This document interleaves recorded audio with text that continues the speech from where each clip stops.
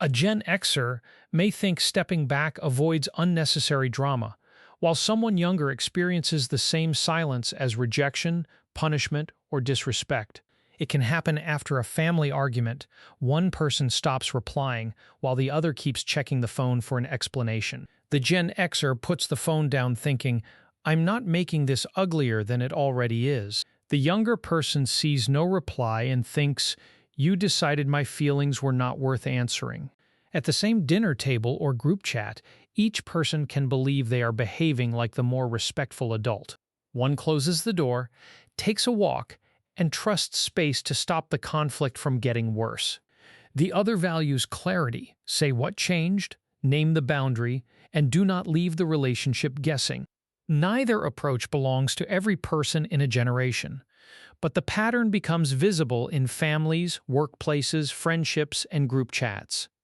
Many Gen X adults grew up when long stretches of unreachability were ordinary, not automatically loaded with emotional meaning. You left the house, missed the call, came back later, and nobody had a live map of your attention. Arguments also had more natural endings. The school bell rang, somebody drove home, the landline stopped ringing, morning arrived. A slammed bedroom door, a bike ride, or a drive across town could create cooling-off time without a written explanation. That environment could reward a simple rule: handle what you can privately, then return when there is something useful to say. For someone shaped that way, another text or another kitchen table postmortem can feel like reopening a problem already settled. Many younger adults reached adulthood with different communication tools, and those tools changed what silence could signal. When a message shows delivered, a phone stays nearby and people are usually reachable. Absence can look deliberate even when it is not. Now, an unanswered message sits on the screen, creating a blank space the other person is forced to interpret. At midnight, staring at that blank screen, people rarely invent the most generous story when the relationship already feels uncertain. A Gen Xer may think, "I'm giving us both room." The other person may hear, "I am withholding access until you surrender." By morning, one quiet coping habit can become the main event in the relationship. For Gen X, stopping the conversation can be a form of self-management. You notice your voice getting sharper, decide nothing good is coming next, and leave the kitchen or end the call. The intention is restraint. Do not say something you cannot take back, but restraint is invisible unless the other person understands the code. That code breaks when the other person expects repair to be verbal. They may send another message, ask what happened, or request a conversation. Each attempt can feel reasonable to them and intrusive to the Gen Xer, who believes the matter was already made clear. The more one asks for explanation, the more the other retreats. Underneath that loop are two different definitions of respect. One says, "I respect you enough not to demand every feeling, justify every choice, or force a discussion after you have had enough." The other says, "I respect you enough to tell you what changed, acknowledge the impact, and give you something clearer than silence." But silence is not automatically a boundary. A boundary tells another person what you will do. Punitive silence leaves uncertainty in place because the discomfort itself is part of the message. A Gen Xer can genuinely need distance and still communicate that distance with one sentence. The distinction is not whether someone goes quiet, it is what the quiet is being used to do. This is why cross-generational conflict can escalate so strangely. The younger person pursues clarity because the silence feels threatening to the relationship.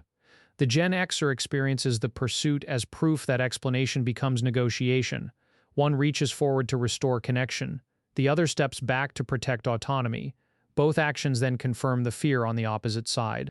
You can see it in small moments. An adult child asks why dad left the family chat. A younger manager asks a Gen X employee to talk through a disagreement. A friend sends 3 follow-up texts after plans quietly stop. Nobody has to be cruel for the encounter to sting. The meanings are doing most of the damage. The useful question is no longer, which generation communicates better?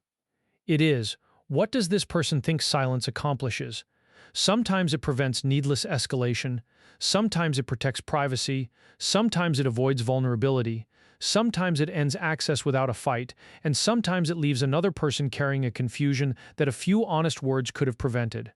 Once you see the pattern, Gen X silence looks less like a personality defect and more like a learned communication strategy that can outlive the environment that shaped it. A person who spent years solving problems independently may come to trust action more than explanation. They fix the mistake, keep the promise, show up next week, and assume the relationship will read those behaviors correctly.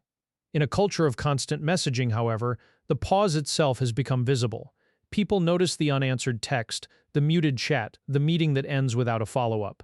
What once felt like ordinary space can now look like a message that does not make Gen X wrong for needing distance, or younger adults wrong for noticing it. It means the same behavior is passing through two different systems of meaning before either person has said what it means. The painful part is what happens next. If you're the Gen Xer, repeated requests for explanation can feel like someone refusing to accept your no, your fatigue, or your right to step away. If you're the younger person, silence can make you replay the last conversation, search for the mistake, and wonder whether the relationship has quietly changed without telling you. Then both people start defending themselves against an intention the other may never have had. One becomes shorter, colder, harder to reach. The other becomes more insistent, emotional, or detailed. A parent thinks the child is making drama. The child thinks the parent is emotionally disappearing.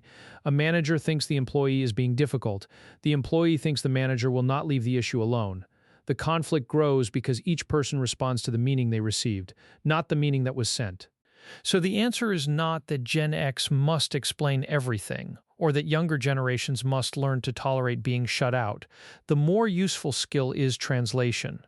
A Gen Xer can say, "I'm done with this conversation for now, and I will reach out when I am ready."